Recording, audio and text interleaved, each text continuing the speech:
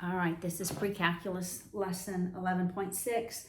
I'm going to work problems, so it's 11.6. I'm going to work homework problems 27 to 37. All right, I'm trying to write right here. All right, so we'll start with 27. It's on page 753. And sketch a graph. All right, so sketch a graph. All right, so 27 says R equals 15 over 3 minus 2 cosine theta. All right, first of all, we have to divide every term by 3 so that is a 1. So that we end up with R equals 5 over 1 minus 2/3 cosine theta. That 2/3 is the eccentricity, and that tells us that it's an ellipse. All right, so I'm expecting an ellipse. Cosine says my major axis is going to be the x-axis. All right, so when I graph it, we're going to plug in 0 and pi, where theta is, to solve for the R value. All right, and then we'll get coordinate points. Polar coordinate points are theta. All right, so we're going to have 2 coordinate points. So first, well, our directrix. We know where our directrix is at, 2. 5 equals ED. So 5 equals E times D. We know D is negative 2/3. So 5 equals negative 2/3. D multiplying by 3/2. That's negative 7.5. 1, 2, 3, 4, 5. I'm going to move that over some. 6. So maybe right here is our directrix. All right. 1, 2, 3, 4. That's negative 1, 2, 3, 4, 5, 6, 7, 8. All right. All right. So I'm going to plug in 0 for theta. So R equals, I'm going to go back to the original equation.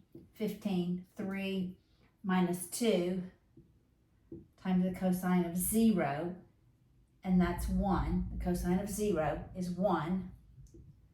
So R equals 15 over 3 minus 2, which is 1. So it's 15. Well, I'm going to have to go way over here. 15. I should have made these smaller. 5, 6, 7, 8, 9, 10, 11, 12, 13, 14, 15. So that's one of my coordinate points. When the R value is 15, and we're doing R theta, when theta is 0. All right, so now we're going to plug in pi. That's negative 1. So R is 15 over 3, and that's going to be plus, so that's going to be 5. So that is 3. So as I walk towards pi, I'm going all the way to 3. There's my directrix. Here's my ellipse. All right? That's kind of a weird angle there. All right, number 29. Of course, my 29.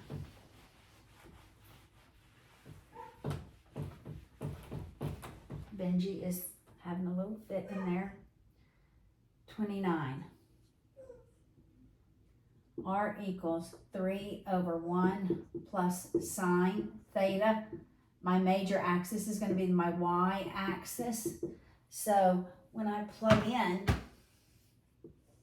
I better make it bigger, huh? I'm going here. Pi over 2 for theta and 3 pi over 2 for theta. That's what I'm plugging in. Here's my eccentricity. It's 1. Eccentricity is 1, so it's a parabola. All right, so it's going to either open up or down. My directrix is at 3 because that equals ED. If eccentricity is 1, the directrix is at 3. 3, there's the directrix. All right, so I'm going to start by plugging in and get my 2r theta values. I'm going to begin by plugging in pi over 2 because I don't know where that vertex is, but one of them is not going to make sense. One's going to be undefined. 3 over 1 plus the sine of pi over 2, which is 1. That's 3 halves. So that's 3 halves. So that's 1.5. That's got to be my vertex. It's got to go down. Because when I plug in 3 pi over 2, that's -1. That denominator equals 0. It's undefined. All right, so here's the parabola. All right. Number 31.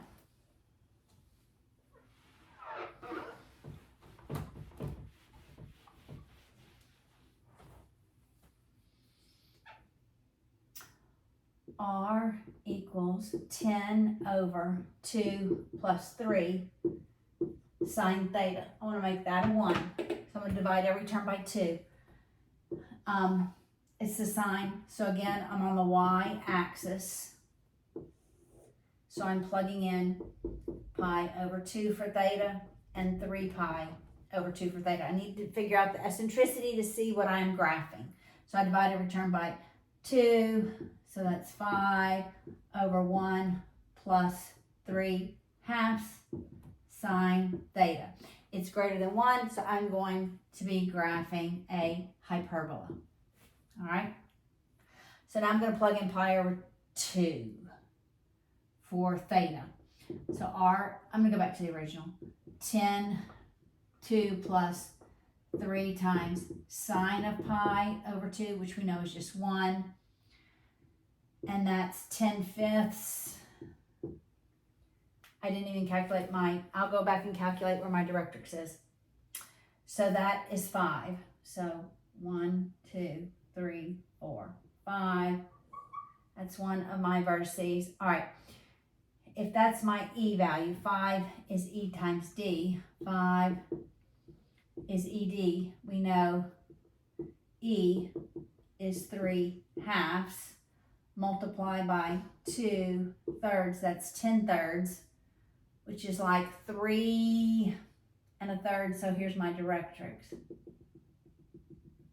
So that probably is going to open up.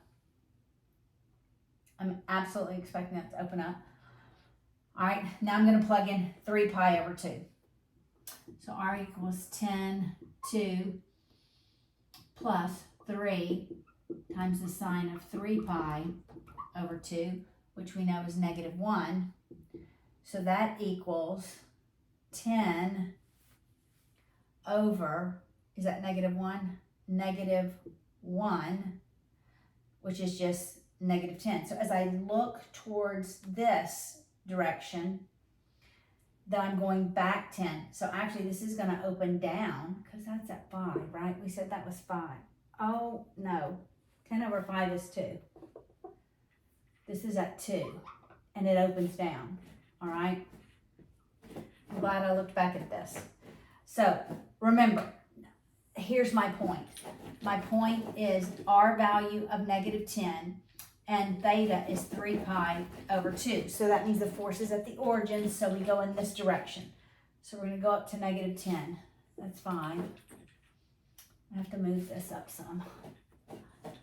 6, 7, 8, 9, 10, and it opens up, and it opens down.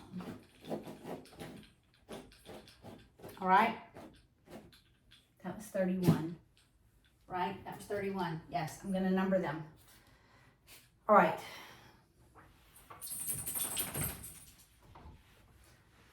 $33. I'm going to number it. 33 tells us it's a parabola. So I know my eccentricity is 1. I can already know that. And we only have one vertex. It's 3 pi. That's on the x-axis. All right, so we want the equation. So on the x-axis, we're using cosine theta, all right? So we're either gonna do r equals, I'm just gonna put, it's ED, but we know E is 1, so I'm just gonna make that D over 1. I don't know if it's plus or minus cosine, E cosine theta, but remember that's just 1. All right, so the simple solution is R equals D over 1, let's just try plus cosine theta. 1 will not make sense. So I'll show you both of them. All right, I have a point. That's my R, that's my theta.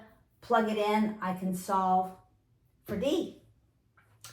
All right, so using that equation, it's 3 equals D over 1 plus cosine pi. This one doesn't make sense because that's -1 and that's undefined.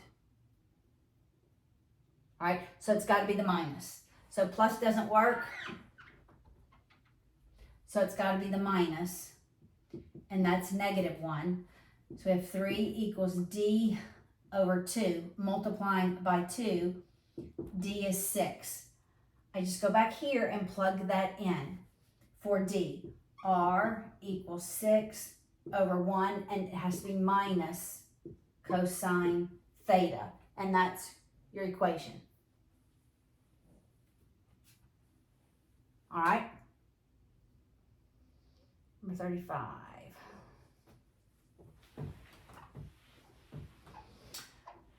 All right, 35 is a